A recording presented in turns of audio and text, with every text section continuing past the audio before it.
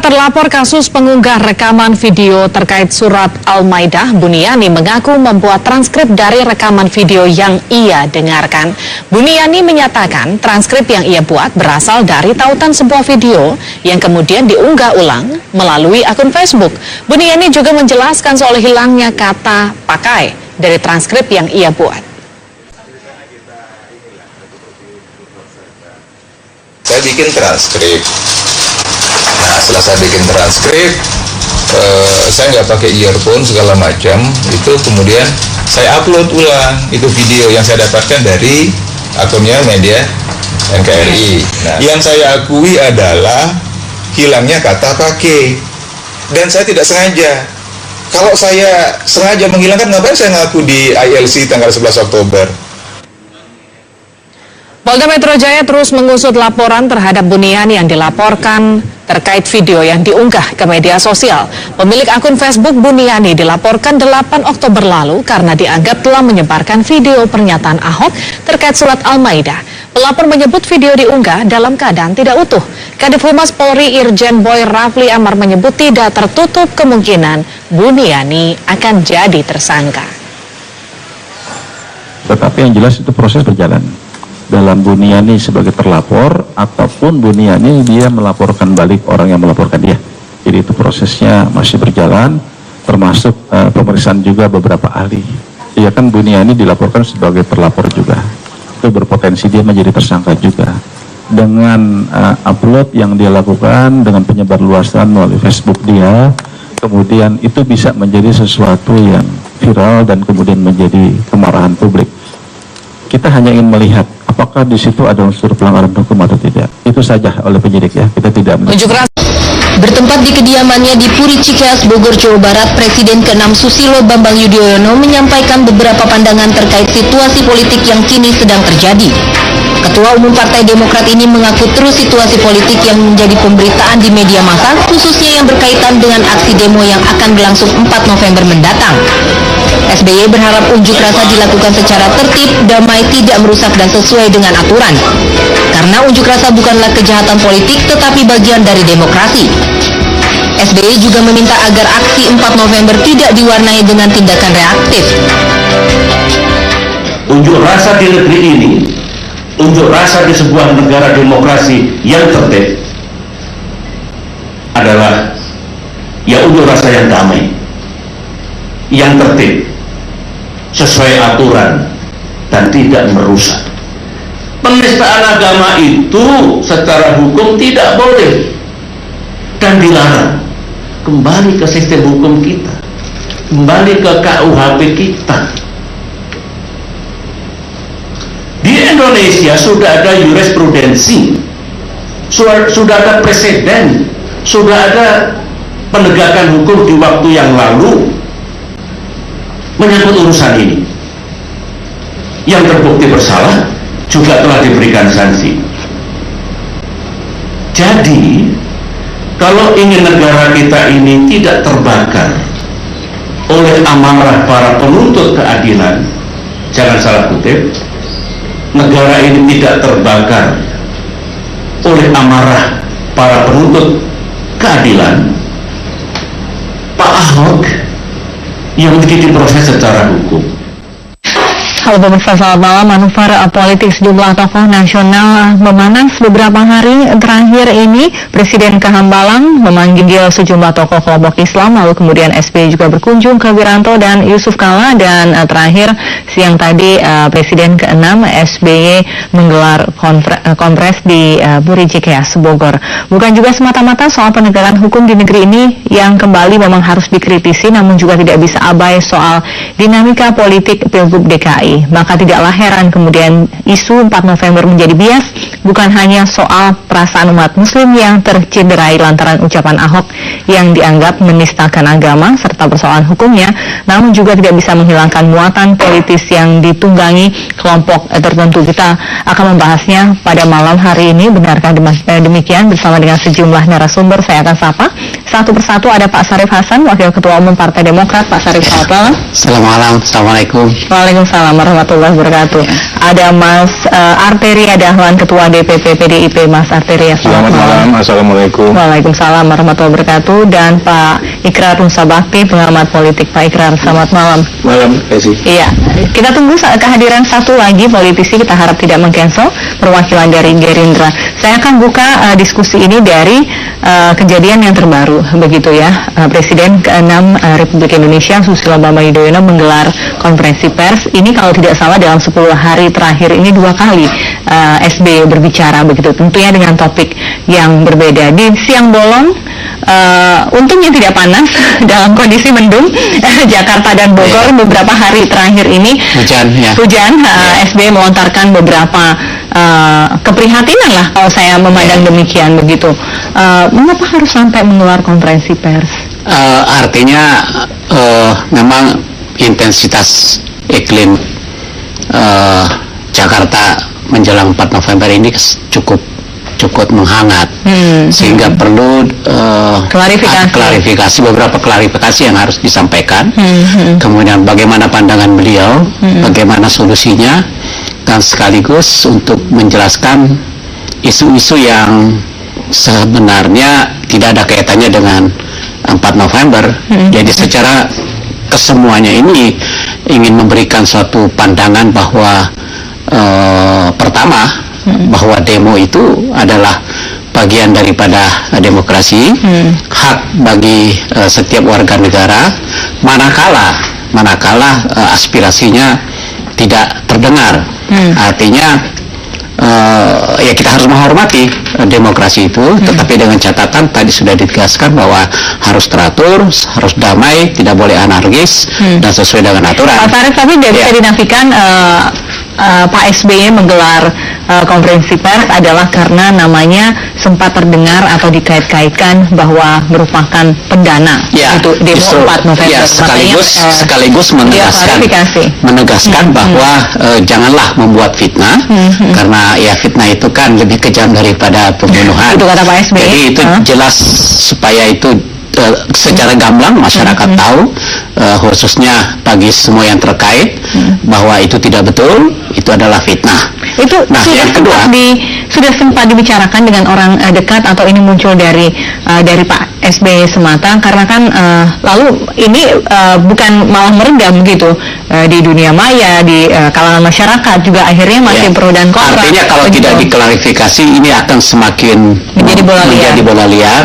Jadi perlu untuk dihentikan supaya tidak supaya semuanya terang.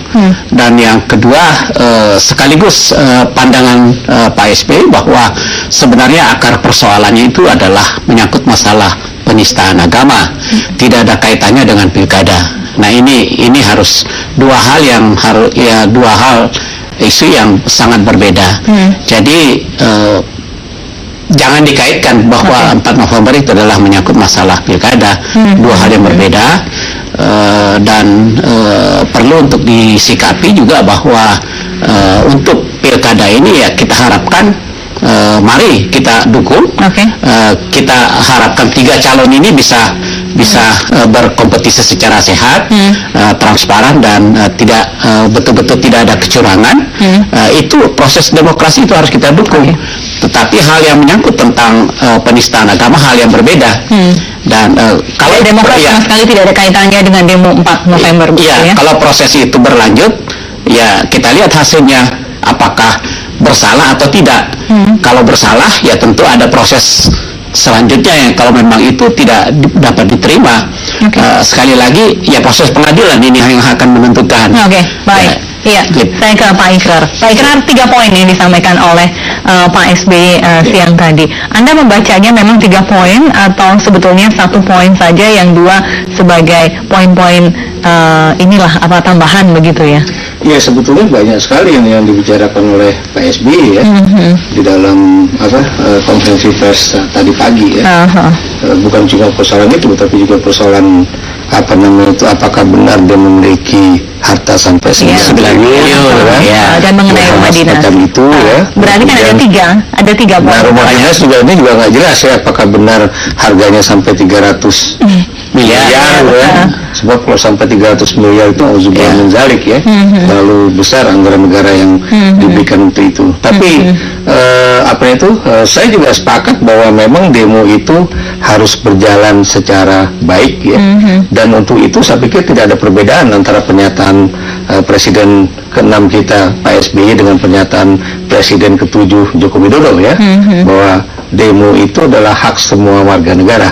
Dan itu dijamin dalam konstitusi kita, dan itu juga bagian dari partisipasi politik publik ya. Cuma mungkin saya agak berbeda sedikit dengan Pak Hasan ya. Menurut saya pernyataan Pak SBY tadi pagi itu juga ada juga yang bersifat provokasi juga ya. Yang menyatakan bahwa selama tuntutan-tuntutan mereka itu tidak dipenuhi, itu sampai Lebaran Kuda juga akan terjadi demo. Itu buat saya mungkin maksudnya tidak demikian ya, tapi bisa diinterpretasikan wah ini manas-manasin orang supaya demo terus. Gitu, kan? Benar demikian. Untuk manas-manasi pada hari Jumat. Dan kalau buat saya sih proses hukum sebetulnya udah berlanjut, udah berjalan ya. Karena kan kita lihat ya, pernyataan Ahok itu kan di Pulau Seribu tanggal 27 September. Dan kemudian diadukan ke Bareskrim Mabes Polri itu tanggal 3 Oktober ya. Dan kemudian ada proses yang Ahok dipanggil kalau tidak salah, atau kemudian Ahok datang sendiri. Dia belum dipanggil, tapi tanggal berapa tuh kalau nggak salah tanggal 24 Oktober kemarin dia datang sendiri ya. Jadi proses itu memang masih bergulir. Dan polisi kan juga mengatakan bahwa memang tidak mudah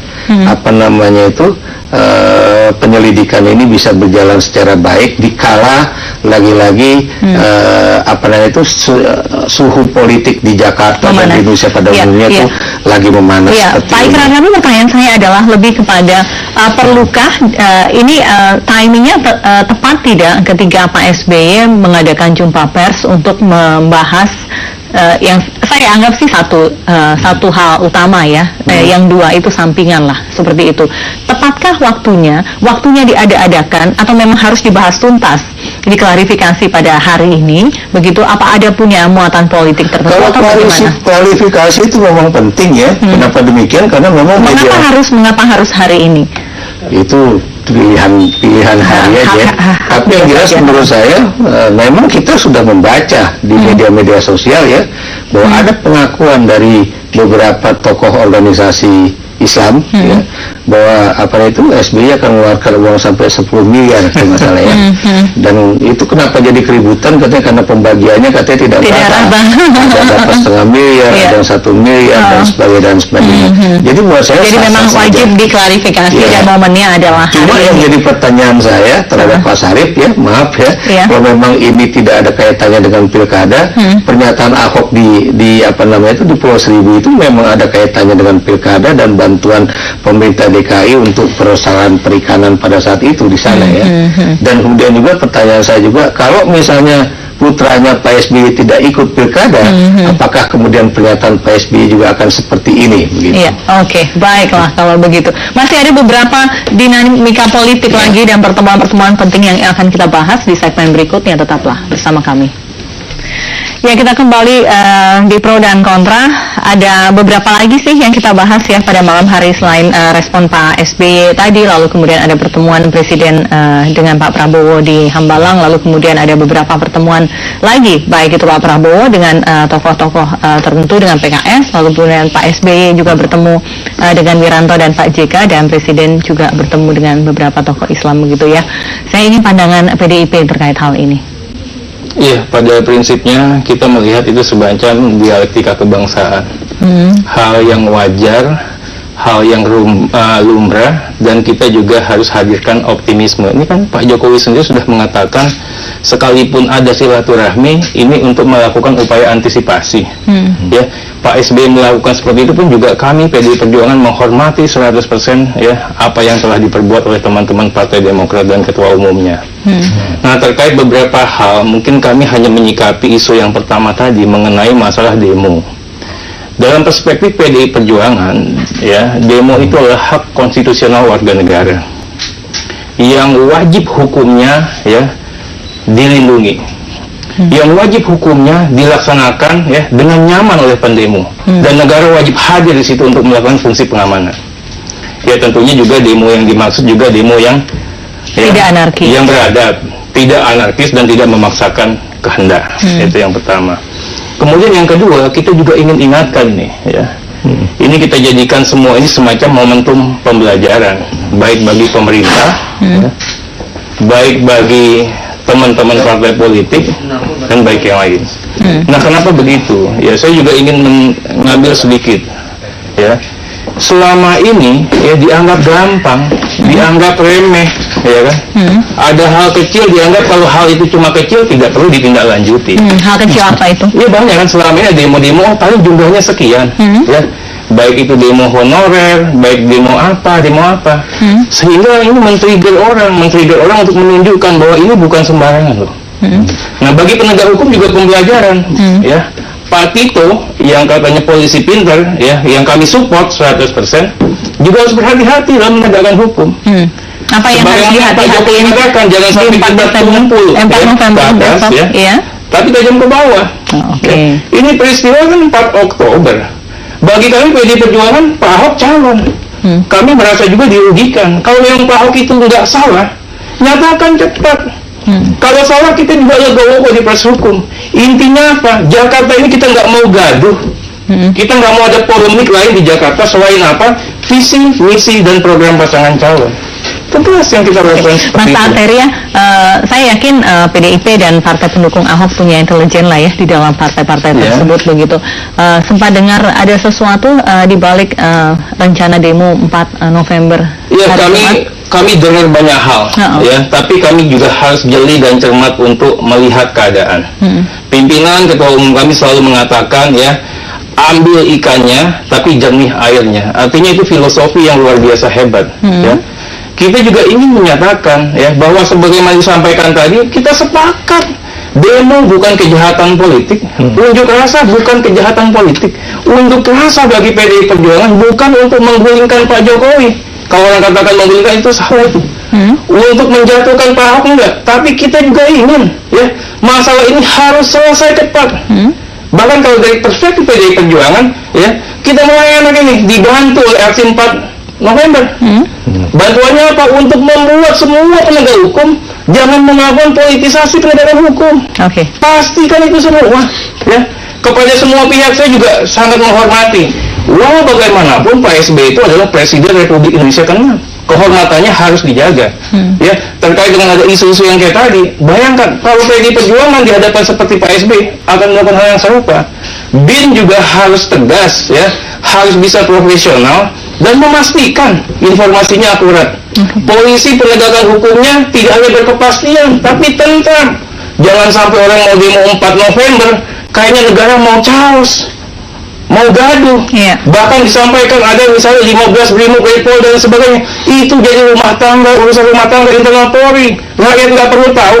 Rakyat tahunya aktivitas, ya, dijamin dan dilindungi. Perkara ada apa, strategi seperti apa, biarlah itu aparat penegak hukum. Tapi kan enggak. Dan semua juga harus ingat, sekarang zamannya, ya, era digital information. Begitu jarum jatuh, semua juga terdengar. Nah, ini harus juga disikapi oleh pemerintah dengan bijak, penegak hukum dengan bijak. Sehingga apa? Sehingga yang tadinya niat baik, ya, kami support ini demo 4 November dengan segala penghormatan kami, ya, dapat segala sesuatunya berlangsung secara tenang, tentram, dan tidak akan menjadi ancaman dan teror balik. Yang nggak saya garis bawahi pernyataan Anda tadi, begitu jarum jatuh semua sekarang. Hati-hatilah dalam melakukan penyikapan baik pemerintah maupun penegak hukum. Baiklah. Saya ucapkan selamat datang Pak Ferry Juliantono, Wakil Ketua Umum Partai Gerindra. Pak Ferry, selamat malam. Kita sudah sampai di segmen yang kedua, tapi topik yang masih hangat begitu yang saya ingin tanyakan kepada Anda terkait dengan pertemuan Presiden Jokowi dengan Ketua Umum Anda, Pak Prabowo, di Hambalang begitu. Sudah dengar-dengar ada keputusan berbeda apa yang terus kemudian dikeluarkan oleh Gerindra pasca pertemuan tersebut? Karena sesudah itu ada lanjutan pertemuan 1 hari atau 2 hari berikutnya dengan PKS. Sebenarnya tidak ada yang berubah dengan sikap Pak Prabowo Subianto menerima Presiden Joko Widodo dengan baik, dan dalam pertemuan itu juga disampaikan salah satunya juga mengenai soal demo, rencana aksi demo 4 November itu, dan sudah disampaikan secara terbuka resmi Pak Presiden Joko Widodo juga menyampaikan juga bahwa itu merupakan hak. Pak Prabowo Subianto juga menyatakan bahwa itu juga merupakan hak dijamin oleh konstitusi dan lain sebagainya. Tapi pernyataan, mohon maaf saya putus, pernyataan Presiden kan juga mengatakan bahwa siapapun yang melakukan pendanaan di balik 4 November itu nanti akan tidak kebal hukum, begitu, akan diproses hukum. Kurang lebih kan seperti itu ya Pak Ikrar. Bagaimana Pak Prabowo menyikapi? Kalau itu sih biasalah itu. Saya juga pernah di penjara karena demonstrasi pada saat itu zaman Pak SBY, tapi tudingannya selalu gitu pemerintahan.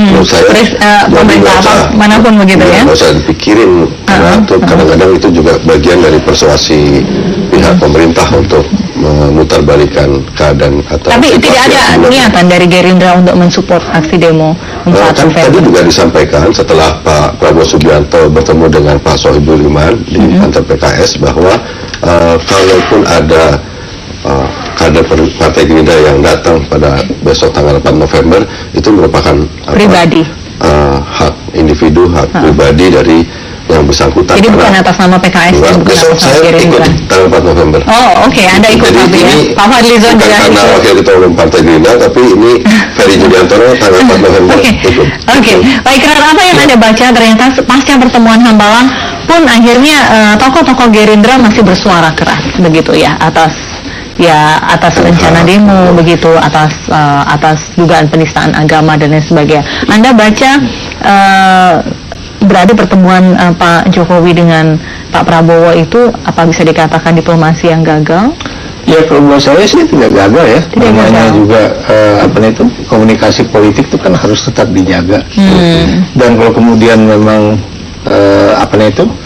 anggota dari Partai Gerindra yang ada juga ikut demo seperti Bung Ferry ya itu juga hak individu beliau, termasuk juga hak individunya Fadlizon. Walaupun buat saya sebagai seorang pengamat politik agak aneh juga kalau anggota DPR yang sebetulnya memiliki privilege untuk melakukan pengawasan terhadap jalannya pemerintahan itu kemudian ikut jalur pendekatan massa. Tahun 2008 masih waktu demonstrasi menentang kenaikan harga BBM pada saat itu banyak anggota DPR dari Partai PDI Perjuangan, Mas Ganjar Pranowo, terus kemudian Rika Diah Pitaloka juga ikut turun ke jalan. Sebenarnya buat saya sih terlepas dari partai mana aja. Jadi sebenarnya ini kan menjadi masalah karena terus pada saat itu pimpinan DPR menemui delegasi yang pada itu kita flashback ya. Jadi sebenarnya itu keinginan spontanitas dan sekali lagi itu merupakan hak individu yang bersangkutan. Jadi ini bukan. Tolak ukurnya apa Pak Ikrar? Begitu ketika saya bilang kalau tidak gagal berarti berhasil dong diplomasi berkuda itu. Buat saya berhasil. Tolak ukurnya apa Pak Ikrar? Tolak ukurnya masanya tidak sebanyak awalnya atau tolak ukurnya tidak terjadi anarki, keberhasilan atau tidaknya dari mana? Bahwa di antara elit politik itu tetap ada komunikasi tetap berlangsung ya. Kenapa saya beri garis bawah hubungan antara Jokowi dengan Prabowo? Karena bagaimanapun kedua orang ini pernah berkompetisi secara habis-habisan.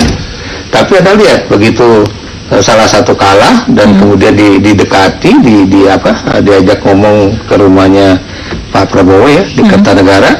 Itu Pak Prabowo juga mau datang ke pelantikannya Pak Jokowi.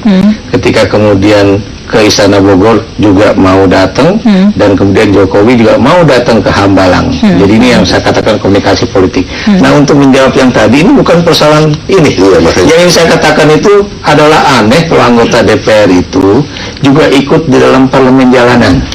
Karena dalam teori politik itu mengatakan demonstrasi itu terjadi ketika proses parlemen yang ada di Senayan itu tidak berjalan secara smooth.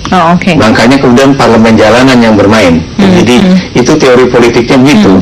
Jadi yang Anda baca ketika kemudian para wakil rakyat ini turun ke jalan, apa yang Anda baca? Itu berarti ada suatu hal yang nggak beres di dalam proses antara eksekutif dengan legislatif. Itu yang perlu saya baca ya. Apalagi kemudian kalau yang juga maju itu teman saya juga yang namanya Fadlizon, yang posisinya itu adalah wakil ketua DPR. Oke. Begitu. Maksud saya di sini adalah kan beliau-beliau kan bisa melakukan satu pertemuan langsung ya, termasuk juga ketika Pak SBY menjadi presiden. Sebetulnya kan teman-teman DPR bisa langsung ngomong pada presiden bahwa ya jangan dinaikkan. Itu yang saya maksud. Jadi bukan melihat dari partai A atau partai B, tapi saya melihatnya dari sisi teori politik. Itu menyatakan demonstrasi terjadi ketika tadi saya katakan saluran yang normal itu tidak berjalan, termasuk juga keinginan untuk supaya proses hukum itu Baik, sebentar Pak Ferry, kita harus break, kita akan kembali sesaat lagi tetaplah bersama kami. Ya, kembali di pro dan kontra, saya ke Pak Sarif. Pak Sarif, saya ingin tanyakan mengenai pertemuan-pertemuan lanjutan. Akhirnya Pak SBY juga bertemu dengan Pak Wiranto dan Pak Yusuf Kalla. Ini terkait dengan apa? Terkait juga dengan pertama dikatakan bahwa posisi Partai Demokrat dalam hal ini ya kan sama dengan yang disampaikan oleh rekan dari PDIP bahwa demo itu adalah bagian daripada demokrasi. Nah, kenapa? Ya, ini karena ada sesuatu yang buntu. Karena apa? Dari kasus ini terlihat sekali bahwa pemerintah dalam hal ini kepolisian ya itu secara implisit seakan-akan menunda persoalan ini dengan berbagai alasan. Sulitlah dan sebagainya, bahkan ada statement mengatakan ini harus izin presiden. Padahal itu memeriksa Pak Basuki, dalam memeriksa Ahok. Sementara itu ketentuan itu kan sudah dibatalkan oleh MK. Jadi sekarang bebas siapapun, menteri sekarang bebas untuk diperiksa. Ya kan, menteri, gubernur, wali kota. Tapi kan Pak Jokowi sudah mengatakan tidak akan melakukan itu sekarang dinyatakan clear. Jadi pokok persoalannya karena itu sehingga terjadilah demo. Ya, karena ini banyak masalah akidah. Nah, kalau saja pemerintah tegas mengatakan cepat selesaikan, saya pikir itu demo juga akan selesai. Itulah yang dikatakan oleh Pak SBY. Kalau tidak, maksudnya untuk bersalah, untuk tidak. Enggak, itu masalahnya menyangkut masalah bersalah atau tidak, itu pengadilan. Tetapi prosesnya harus dipercepat. Nanti pengadilan yang menentukan apakah bersalah atau tidak. Ya kan? Nah, kalau itu saja dilakukan suatu penegasan, persoalan ini akan selesai. Jadi kalau Pak Ikram mengatakan ini provokasi, bukan, ini adalah jalan keluar. Jalan keluar permasalahannya adalah karena tidak adanya ketegasan. Kenapa mesti seorang Ahok harus dibela? Kepentingan 240 juta rakyat Indonesia yang mayoritas Muslim, yang tersinggung dan marah. Persoalannya kan di situ saja. Tapi kalau kemudian polisi tidak menemukan apa-apa, itu pengadilan, itu harus diproses dong, harus berita acaranya harus ada. Ya kan, ini tidak ada sama sekali, seakan-akan formalitas, menunda-nunda. Ya kan, ada yang mengatakan ini karena masih dalam proses pilkada. Ya bukan. Jadi kejadian di Pulau Seribu itu belum dalam proses pilkada, Pak Ikram. Saya punya perkara, polisi juga nih. Ya, begitu laporan masuk, ya langsung dilakukan upaya hukum paksa, penyitaan dan apa. Kasusnya belum jelas di Kota Surabaya. Ya, kalau mau menerapkan hukum tegakkanlah ya secara adil, bijaksana dan setara. Ini yang penting. Yang di polisi itu terkait dengan partai apa? Yang di Surabaya itu terkait dengan partai apa? Bukan, kita nggak bicara partai politik, bicara penegakan hukum. Ya, ada yang nggak jelas ya. Jadi Anda baca ketika polisi agak lambat itu memang polisi melindungi Ahok atau memang tidak ada yang bisa tidak, saya ingin sampaikan Pak Tito punya slogan yang namanya restoratif justice. Dengan restoratif justice artinya penegakan hukum itu wajib hukumnya untuk cepat. Ya, dibuktikan atau tidak, terbukti atau tidak terbukti. Kalau tidak terbukti, pasal yang mana? Kalau tidak bisa pasal yang mana, artinya tidak bisa dan di SP3-kan. Ini yang diharapkan sama semua orang, termasuk kami PDI Perjuangan. Pak Ahok ini menista atau tidak? Ya, kalau tidak, pakai pasal apa lagi? Kalau nggak bisa dipakaikan pasal apa lagi, berarti tidak terbukti. Ya, biarkan kami berdemokrasi dengan sehat nantinya. 3 pasangan calon ini maju.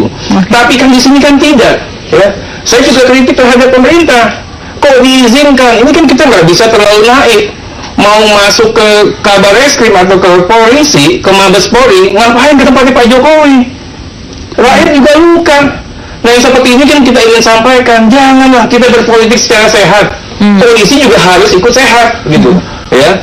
Nah, ini yang ingin kita utarakan begitu. Yang kedua, kita juga ingin sampaikan lagi sesuai dengan nawacita keempat. Saya ingatkan semuanya di sini.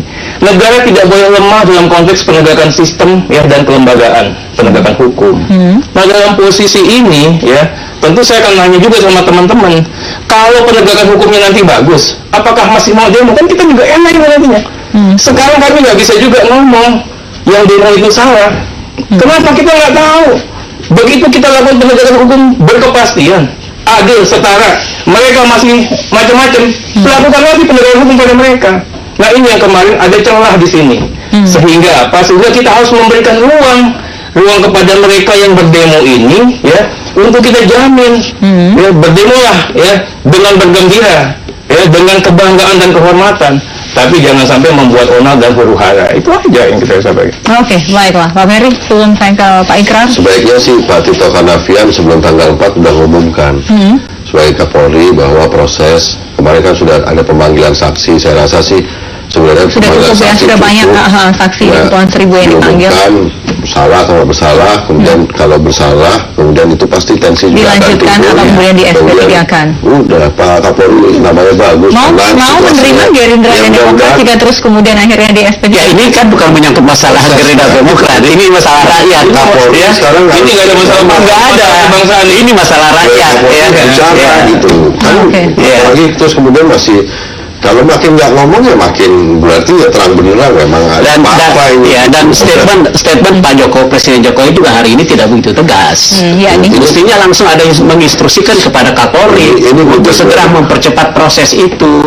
Supaya masyarakat bahwa tidak melakukan intervensi itu masih kurang tegas. Mestinya saya instruksikan Kapolri untuk mempercepat proses. Datang sebelum ke Mabes Polri ke istana atau Pak Joko Widodo dalam rangka klarifikasi konon seperti itu. Terus kemudian itu kan juga nggak dalam mekanisme apa gitu, itu sebagai apa, dipanggil kah atau apa. Terus kemudian kepolisian juga menyampaikan informasi bahwa sekarang sedang ada pemanggilan saksi-saksi segala macam. Saya rasa sih pemanggilan saksi udah cukup lah untuk memenuhi unsur-unsur ini, masuk pasal yang mana sebenarnya.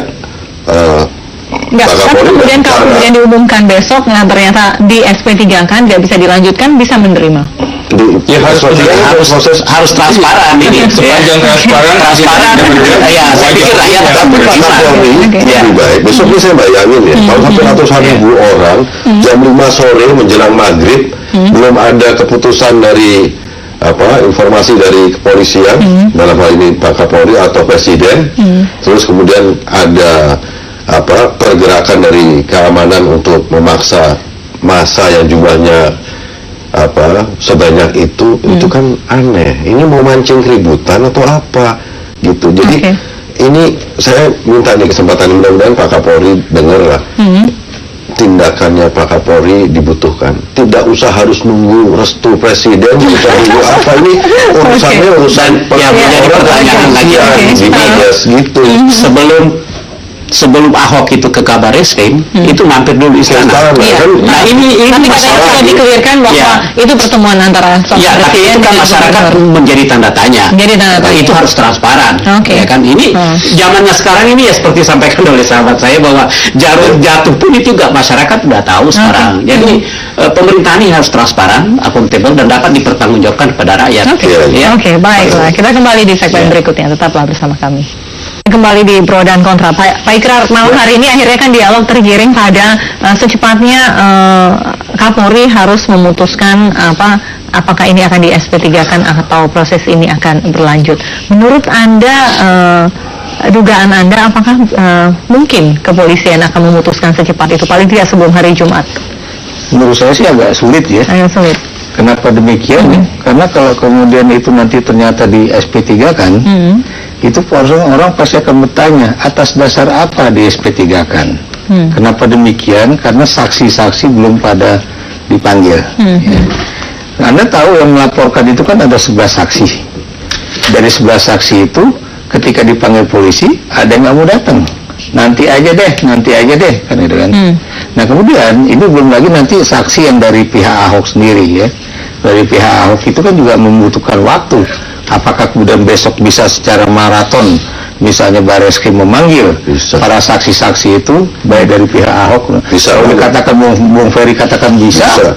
Itu akan sangat bagus. Berarti besok misalnya kan sebelum pukul 6 itu udah ada kejelasan apakah ini di SP3-kan atau lanjut ke pengadilan. Saya pikir itu juga akan bagus, dan tidak ada orang yang kemudian itu tidak mau menerima keputusan cepat dari polisi. Cuma persoalannya itu jangan sampai polisi merasa tertekan sehingga kemudian membuat keputusan besok SP3.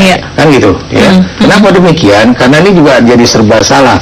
Ya, Bapak tadi Pak Sarif mengatakan Presiden harus membuat satu pernyataan memerintahkan pada Kapolri, apakah kemudian nanti tidak diinterpretasikan sebagai Presiden melakukan intervensi dalam proses hukum yang sedang berlangsung di Polri. Itu kan juga menjadi suatu yang jadi penilaian Anda terhadap apa yang disampaikan oleh Presiden Jokowi hingga saat ini seperti apa?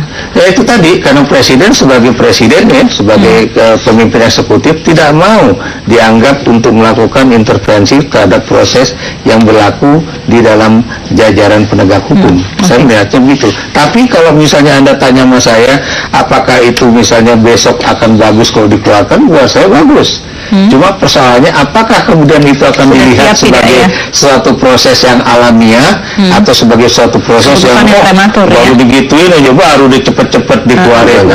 Ada beberapa kasus yang biasa Pak Ikrar, yang contoh tadi yang di Surabaya, kasus melibatkan orang biasa, polisi bisa kok.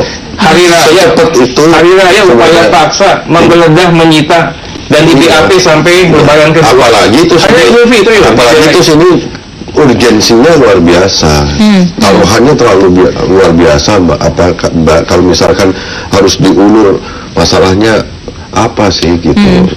Jadi ya udah, Pak Kapolri kan sekarang sudah enteng.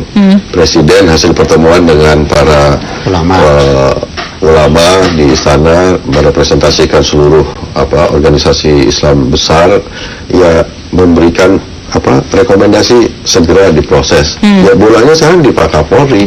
Jadi Pak Kapolri tidak usah lagi harus pekewur, justru malah jangan dilamain, malah mengesankan ada apa-apa, malah mengesankan bahwa ada intervensi atau ada keterpengaruhan dari faktor-faktor eksternal. Justru sekarang dia harus independen, mandiri, dan buktikan.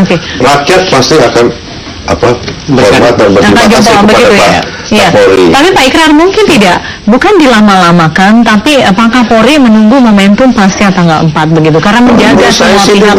Dia sedang menunggu sampai tensi itu agak turun dulu. Sebab kalau itu dikeluarkan besok, kalau tidak sesuai dengan keinginan, apapun keputusannya, itu akan dipandang bahwa polisi itu ditekan, dan berpihak ya. Dan berpihak. Kenapa demikian ya? Karena kan biar bagaimanapun Polri, saya bukan belain polisi ya, tapi biar bagaimanapun polisi ini di masa ketika kampanye pilkada di seluruh 101 wilayah itu sedang berlangsung, dia tidak mau dikatakan sebagai institusi yang kemudian memutuskan sesuatu yang dianggap tidak adil oleh pihak-pihak manapun yang akan dikalahkan gitu. Tadi saya katakan bahwa kalau kemudian ternyata polisi bilang tidak terbukti, jadi di SP3 kan bukan mustahil kemudian akan ramai juga buat orang yang menuntut. Tapi kalau kemudian dikatakan bahwa Ahok bersalah dan kemudian kita sudah sampai ke P21, orang yang mendukung Ahok bukan bilang, kok bisa tiba-tiba dalam waktu kurang dari 24 jam keluar P21 kan? Paling enggak kalau udah bisa ngomong P19 saja sih pasti mending. Tapi kemudian tiba-tiba P21 udah langsung masuk ke kejaksaan, orang juga akan bertanya-tanya, ada apa ini?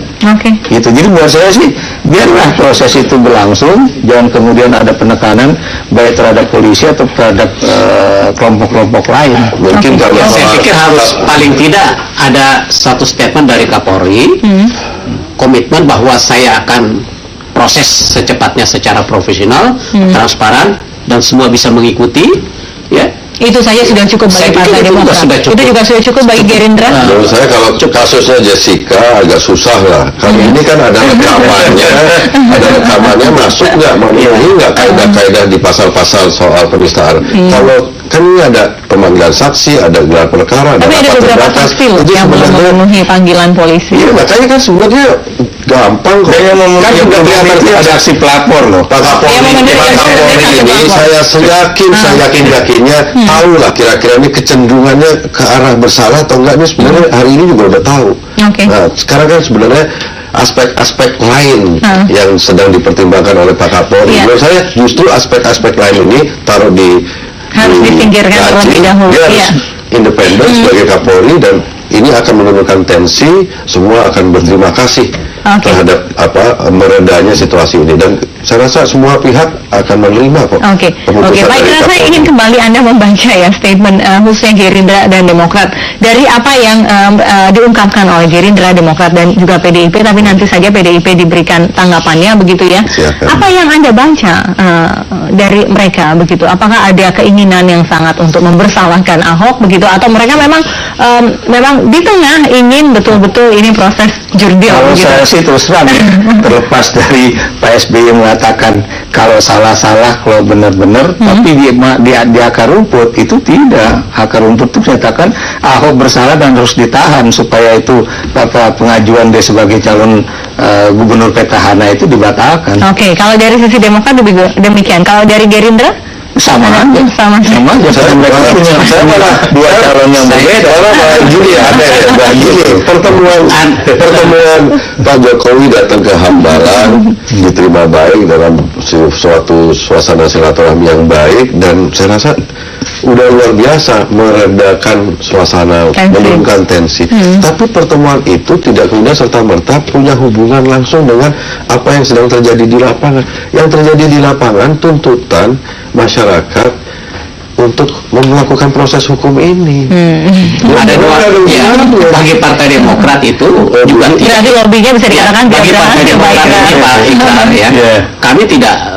Kami tetap menginginkan agar 3 pasang calon ini tetap bersaing dengan secara fair ya dan jujur dan tidak terjadi kecurangan. Sekalipun Ahok itu ada tersangkut dalam masalah hukum. Apakah dia dijadikan tersangka? Tidak masalah, karena tidak akan menggugurkan. Dia sebagai calon gubernur nggak akan menggugurkan. Jadi keliru hipotesanya Pak Ikrar. Kalau dikatakan kami menginginkan agar dia itu gugur dari dalam hati. Kami menginginkan hati paling dalam tidak ada. Kami menginginkan dia ini. Pertanyaan saya kalau kemudian Ahok ditahan, ada kemudian bisa maju di kampanye.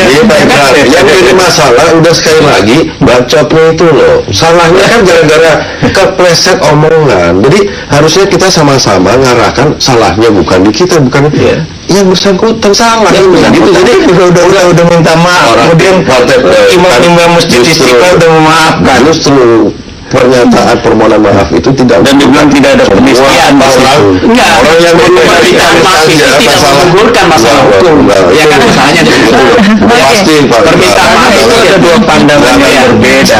Ya, antara dia katakan melakukan penistaan, tapi kelompok Islam yang lain termasuk Buya Syafi'i, termasuk Imam Masjid Istiqlal mengatakan tidak ada penistaan. Kan gitu. Nah dua hal ini kan memang bukan suatu hal yang harus diakomodir dua-duanya begitu ya, tidak harus satu pihak saja. Makanya tadi kita kembalikan ini sebenarnya proses hukum aja. Yang jadi jangan kemudian juga nuduh ada hubungannya proses hukum kok. Gitu. Dari pihak perjuangan pun juga, dan teman-teman partai pendukung juga pengen proses hukum cepat. Oke, baik, kita berikan sebelum break singkat saja Pak Ikrar, menurut Anda silap lidah Ahok kemudian dipolitisasi tidak? Dipolitisasi tidak? Yang buat saya itu yang membuat mengedit kata satu dicabut itu harus diperiksa. Oke, baik.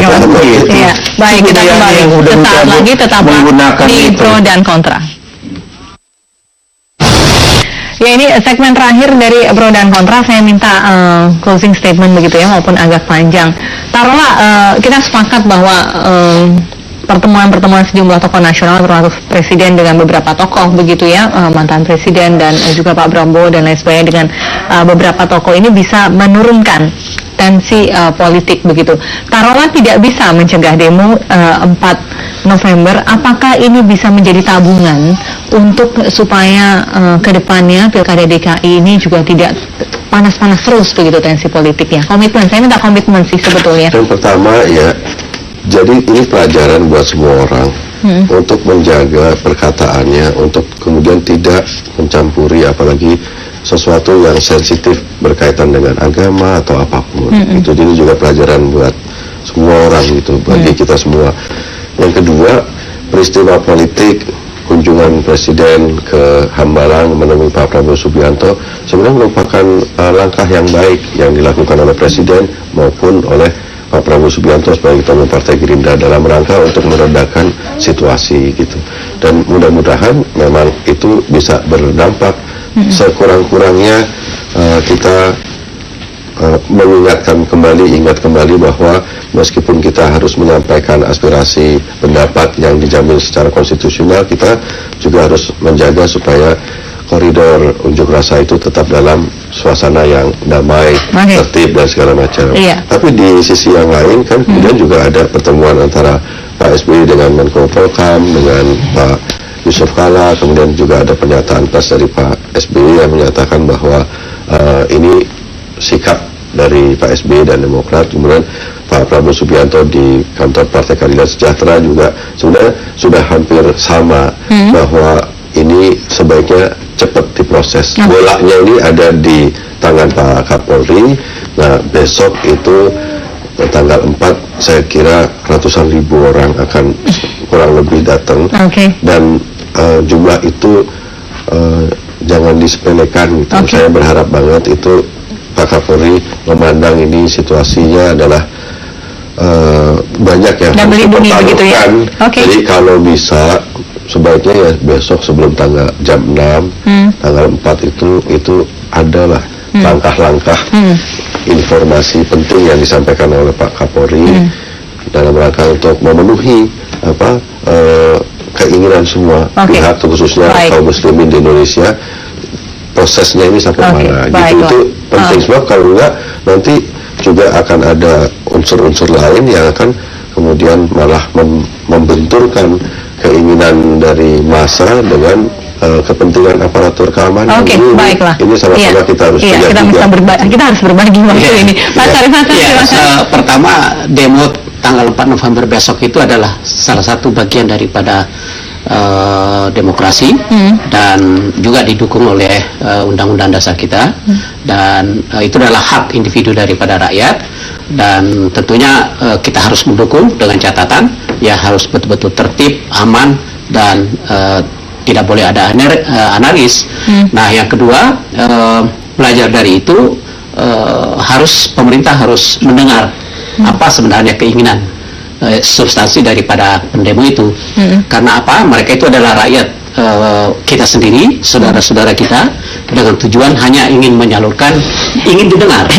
Jadi untuk itu mari kita mendengar mereka, karena mungkin itu adalah merupakan solusi yang terbaik untuk bangsa ini. Dan yang ketiga adalah bahwa ya kita ini solidaritas dan kesatuan bangsa kita ini kan sudah sangat bagus. Itu harus kita pelihara. Dan saya harapkan demo 4 November itu tidak akan mencederai demokrasi, tidak akan mencederai NKRI. Ketiga, dan yang terakhir adalah mari kita dukung pilkada ini, pilkada DKI, ya 3 pasang harapan kita supaya ini bisa berjalan dengan lancar, bisa penuh dengan demokrasi, transparan dan jujur, dan dapat dipertanggungjawabkan kepada masyarakat. Baik. Pak RT, silakan. Pertama, negara tidak boleh kalah dengan apapun. Penegak hukum wajib hukumnya untuk memastikan pendemo itu terjamin dan terlindungi. Berunjuklah salah dengan sehormat-hormatnya, sehebat-hebatnya. Kemudian yang kedua, pemerintah juga jangan hanya mendengar berita baik atau mendapat info. Kita harus cermati siapa yang ada di belakang ini. Sama pentingnya untuk mencermati kenapa mereka berdemo. Itu penting. Ketiga, penegak hukum jangan melakukan politisasi. Yang saya kasih contoh, kota Surabaya hari raya Idul Fitri dilakukan upaya hukum paksa. Ini tanggal 3 sebelum pasangan calon ditetapkan laporan masuk. Harusnya diselesaikan sebelum tahapan pilkada pencalonan ini berlangsung. Tapi kan lanjut sampai sekarang, sehingga jadi isunya nggak isu hukum lagi, jadi isu politik. Ketiga, saya juga ingin mohon sekali, ini pembelajaran. Jangan sekali-kali menyederhanakan masalah. Artinya apa? Kita minta maaf. Walaupun kami PDI Perjuangan. Yang kedua apa? Datengin Pak Prabowo, ketemu sama Pak siapa. Ya, nggak bisa begitu. Ada hal yang tidak bisa dinegosiasikan dengan cara-cara seperti itu. Ada hal-hal yang butuh kearifan lokal. Ya, ada hal-hal yang untuk mencermati, ya, melihat Indonesia secara utuh. Nah, ini juga penting dilihat dan dicermati. Nah, berikutnya ini adalah ujian pemerintah.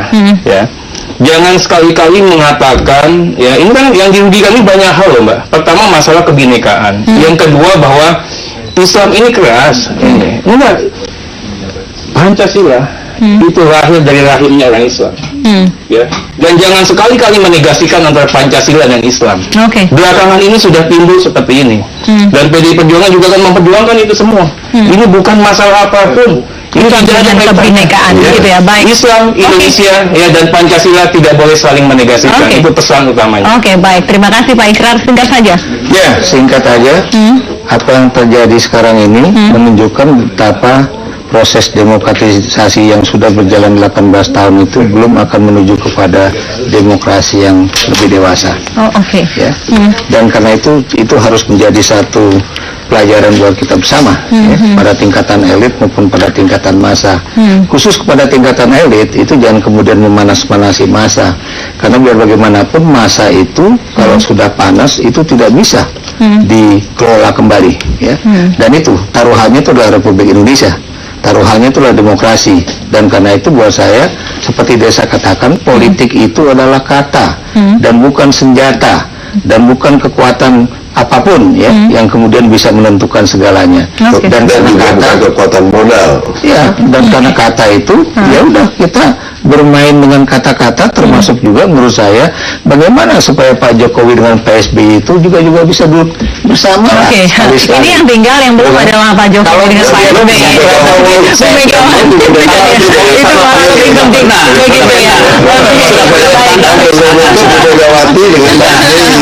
Kalau sudah bertemu begitu masalahnya semuanya clear. Kalau semuanya mau berdengar, semuanya juga mau menerima, saya pikir demokrasi yang atas dasar tadi saya katakan gala Indonesia itu akan terwujud. Baik, Pak Ikrar Sabakti, Mas Afri Dahlan, Pak Ferry Juliantono, dan Pak Sarif Hasan, terima kasih sudah hadir di Pro dan Kontra. Itulah tadi Pro dan Kontra. Kami kembali besok tentunya dengan topik-topik hangat lainnya. Saya Fesi Alwi pamit, selamat malam, sampai jumpa.